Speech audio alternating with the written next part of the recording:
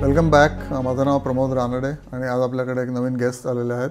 त्यांचं नाव आहे नेहा आठवले आणि त्या कॉर्पोरेट क्षेत्रात काम करतात आणि हर एज इज 40 आणि त्यांचे काय प्रश्न असेल ते आपण घेऊया. आणि ह्या व्हिडिओचा एकच फायदा असा आहे की वेगवेगळ्या क्षेत्रातील आणि वेगवेगळ्या एज ग्रुपचे लोकांचे काय प्रश्न आहेत त्याच्याबद्दल आपण आता डिस्कस करून तुम्हाला जर इक्वल म्हणजे इक्वल एज जे तुम्ही असाल आणि तुमच्या मनात सेम प्रश्न असतील तर ते ऑटोमॅटिकली आन्सर होतील. ओके नेहा, तुमचे काय क्वेश्चन्स आहेत? थँक्यू सो मच या ऑपॉर्च्युनिटीबद्दल. आणि इन्व्हेस्टमेंट रिलेटेड आणि वेल्थ मॅनेजमेंट रिलेटेड खूप प्रश्न असतात आणि काहीतरी करायला पाहिजे हे कळत असतं पण नीट मार्गदर्शन मिळत नाही आम्हाला. So thank you very much. तर माझा पहिला प्रश्न आहे की कधी कधी असे कधी बोनसचे किंवा असे पैसे हातात येतात. सो फॉर एक्झाम्पल जर का 5 लाख रुपये वगैरे माझ्या हातात आले तर आत्ता मला त्याचे काही करायचं नाही आहे, पण 6 महिन्यांनी 8 महिन्यांनी मला जर का एखाद्या ट्रिपसाठी वापरायचे आहेत किंवा कार घ्यायची तर त्यावेळेस मला ते पैसे वापरायचे आहेत. पण मार्केटमध्ये मी जर का आत्ता इन्व्हेस्ट केले तर 6 महिन्यांनी 8 महिन्याने काय मार्केटची सिच्युएशन असेल आपण प्रेडिक्ट नाही करू शकत. वर असेल किंवा खाली असेल. मग त्यावेळेस मला ते पैसे वापरता येतील का किंवा मग मी अशा केसमध्ये काय करावं, हा एक माझा. हो बरोबर आहे. हा एक खूपच मोठा प्रश्न आहे आणि राईट प्रश्न आहे. बऱ्याच लोकांना कळत नाही काय करावं, त्यामुळे ते नुसते सेविंग बँकमध्ये ठेवून देतात 3.5% आणि त्यांना वाटतं की ठीक आहे मार्केटचं काय खरं नाही, आपल्याला जेव्हा लागतील तेव्हा नसतील पैसे. पण माझं असं मत आहे, प्रांजळ मत आहे की तुम्ही डेफिनेटली 6 महिन्यामध्ये जर तुम्हाला लागणार असतील तर 50% तुम्ही गुंतवाय, 50% सेविंग बँकमध्येच ठेवाय.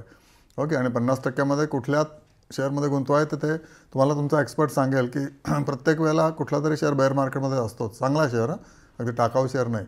फॉर इन्स्टन्स सध्या LIC बेअर मार्केटमध्ये आहे. ओके. किंवा अजून चांगले काही बजाज ऑटो हा एकदम 12,000वरनं 9,000वर आला आहे. त्याच्या शेअरमध्ये तुम्ही गुंतवू शकता 50%. आणि तुम्हाला जर मोर दॅन 1 इयर लागणार असतील पैसे की 12 महिन्यानंतर मला लागणार आहेत तर तुम्ही सगळे टाकू शकता मार्केटमध्ये. 1 वर्षामध्ये मार्केट होत्याचं नव्हतं होऊन जातं किंवा नव्हत्याचं होतं पण होतं. त्यामुळे 50% is a good rule for when you don't know much about it.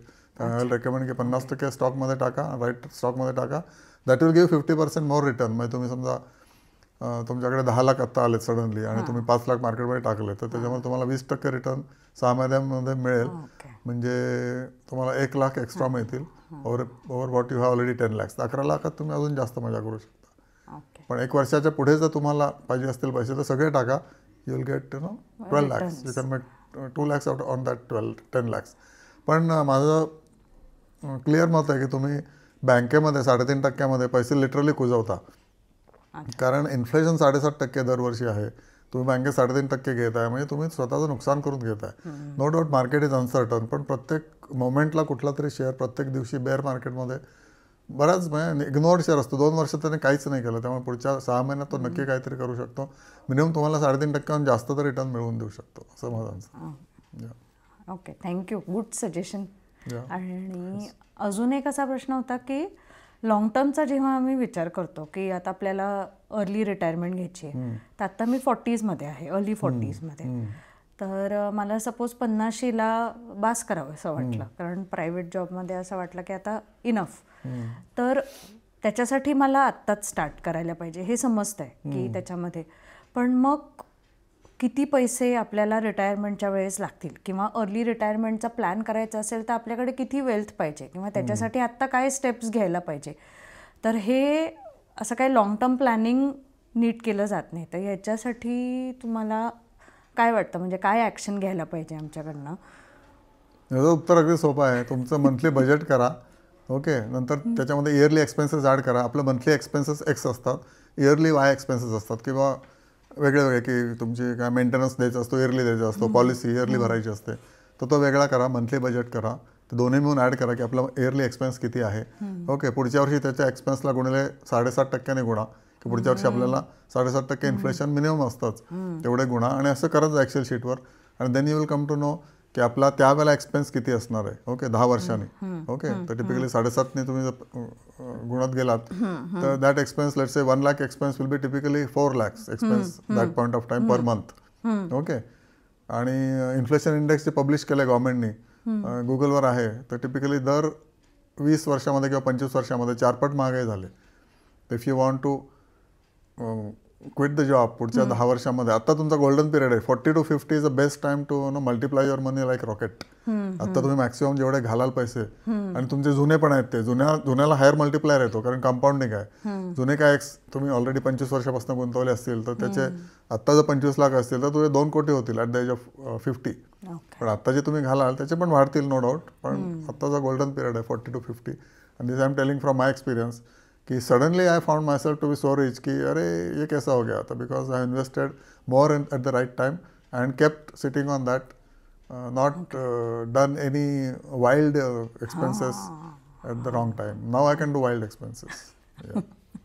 Okay, म्हणजे वाइल्ड एक्सपेन्सेस अवॉइड करायचे थोडेफार, आणि आता गुंतवायचे आणि multiplication will be fast and thick. आणि लवकर जेवढं सुरू कराल तुम्ही, आता ठीक आहे, you already started let's say, पण आता सुद्धा बेअर मार्केट आलं की आता सध्या गेले 4 महिने मार्केट इतकं पडलंय, you must postpone your expenses and put money here, and जो प्रॉफिट मिळेल त्यातनं तुम्ही स्पेंड करू शकता 1.5 वर्षाने. आता तुम्ही म्हणला तसा हा गोल्डन पिरियड आहे तो 40 to 50 मध्ये, म्हणजे इन्व्हेस्टमेंट हे मंथली करायला पाहिजे असं नाही. मंथली तुम्ही अलोकेट करा पैसे. अच्छा, तुमच्या शेअर ट्रेडिंग अकाउंटला घ्यायचे ते काय नाही ते तुमचा ॲडवायझर ठरवेल कधी घ्यायचे की नाही. असं हा माझा पुढचा प्रश्न होता की आता सध्या म्हणजे मी किंवा माझे फ्रेंड्स जे आहेत आम्ही अशा याच्यामध्ये आहोत की घर आणि ऑफिस आणि जॉब ह्याच्यामध्ये आम्हाला वेळ मिळत नाही. म्हणजे जरी हे म्हणजे त्याच्यात लक्ष घालायला पण वेळ मिळत नाही, मार्केट अभ्यास करायला वेळ मिळत नाही. तर मग ह्या केसमध्ये काय करावं? या केसमध्ये काय नाही, तुम्ही LICची पॉलिसी घेताना ब्लाइंडली घेता. LIC मधनं मला लाईफ इन्शुरन्सची पॉलिसी करायची, तुम्ही LICच्या शेअरमध्ये आत्ता सुद्धा पैसे टाकू शकता. Check with your advisor again, की मी काय LIC रेकमेंड करत नाही. पण LIC टाईप बरेच शेअर्स आहेत की जे आत्ता 1200-1500वरनं 900 रुपयाला आहेत, किंवा 850 रुपयाला पण आलेला होता, किंवा अजूनही येईल. बस एका शेअरकडे तुम्हाला रोज 2 मिनटं जरी तेवढे गुगलवर बघू शकता आज LIC किती आहे, आणि टेक ॲक्शन आणि इन्व्हेस्ट. ओके, आणि यू कॅन इन्व्हेस्ट LICमध्ये every month when market is such a place where you get opportunity every other day. LIC 2-2% रोज पडला तर तुम्हाला तेवढाच प्रॉफिट नंतर होणार आहे. LIC काय बुडणार नाही आहे. LIC is making money out of your own premiums. त्यांच्या गेल्या वर्षी 37,000 कोटी वर्षाला प्रॉफिट होता. Can you imagine? बापरे. आणि तो शेअर चिपेस्ट आहे आता, त्याचा P/E is less than 10 price to earning ratio. तर LICमध्ये ब्लाइंडली इन्व्हेस्ट करा. गव्हर्नमेंट ऑफ इंडिया आहे आणि it's like insurance for your wealth creation. वेळ नाही आहे ॲक्च्युली, चुकीचा आन्सर आहे. वेळ आहे पण तुम्ही इन्व्हेस्ट तेवढे करायला पाहिजे. आणि तुम्ही अननेसेसरी पैसे देताय लोकांना की पोर्टफोलिओ हँडलिंगला, कुठे काय म्युच्युअल फंडाला. म्युच्युअल फंडवाले मस्त स्वँकी गाड्यात फिरतात, AC ऑफिसमध्ये बसतात आणि तुम्हाला 7.5% चार्ज करतात. You invest your self. या, आणि ते फायनान्शियल लिटरसी आपल्याला बघून बघून यायलाच पाहिजे. या, ओके. Yes, thank you. Okay, माझ्याकडनं thank you, तरी माझ्या साईडनी आता तरी हे एवढेच प्रश्न. Okay, thank you so much. Thank you I so hope this is much. आणि beneficial yes to your age people. आणि ज्यांना अर्ली क्विट करायचे त्यांना माहिती आहे गोल्डन पिरियड काय आहे, 40 ते 50. Postpone your expenses and put in the market at the right time. Check your advisor and then only invest. Thank you. तुम्हाला जर हे चॅनल आवडलं असेल तर तुम्ही या चॅनल लाईक करा आणि सबस्क्राईब करा आणि फॉरवर्ड करा.